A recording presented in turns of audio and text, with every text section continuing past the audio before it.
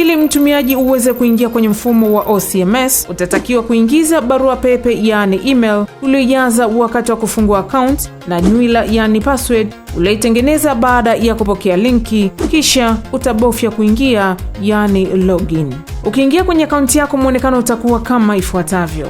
Kwa upande wa kulia juu utaona taarifa zako binafsi na utaweza kubadilisha taarifa zako yani edit profile, kubadilisha nywila yani change password na kuondoka kwenye mfumo yani logout. Mtumiaji, ili uweze kusajili mgogoro, utaona kitufe chenye alama ya kujumlisha na upande wa kushoto utaona menu zifuatazo. My case inaonyesha orodha migogoro iliyosajiliwa.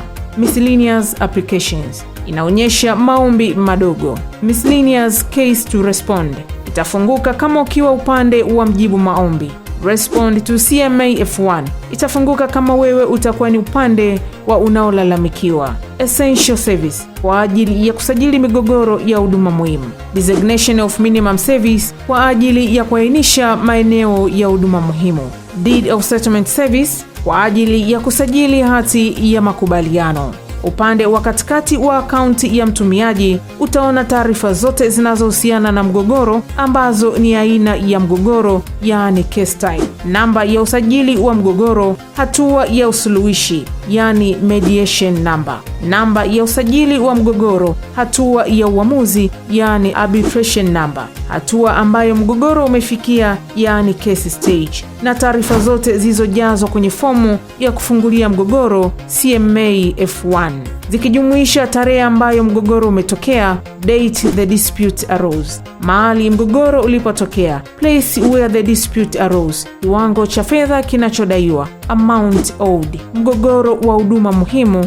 dispute in an essential service, hali ya mgogoro yani status, ikiainisha mgogoro ambao haujawasilishwa yani not submitted, mgogoro unaosubiri kushughulikiwa yani pending, mgogoro unaoendelea kushughulikiwa yani on progress, mgogoro ambao umetolewa hati ya wito ukisubiri tarehe ya kusikilizwa yani waiting for hearing, mgogoro ambao umefikia tarehe ya kusikilizwa yani active, mgogoro uliomalizika kushughulikiwa yani completed. Pia utaona kitufe cha matendo yani actions ambacho utakitumia wakati wote wa kushughulikia mgogoro wako na kupokea maelekezo ya utakachopaswa kufanya katika kila hatua husika. Mfano, kuona hati ya wito, hali ya shauri, kutuma nyaraka mbalimbali zinazohusiana na mgogoro, kutuma maombi ya kuahirisha shauri, kuomba kupitia jalada la tume, kuomba nakala ya mwenendo wa shauri, kupata hati ya makubaliano kwenye usuluhishi,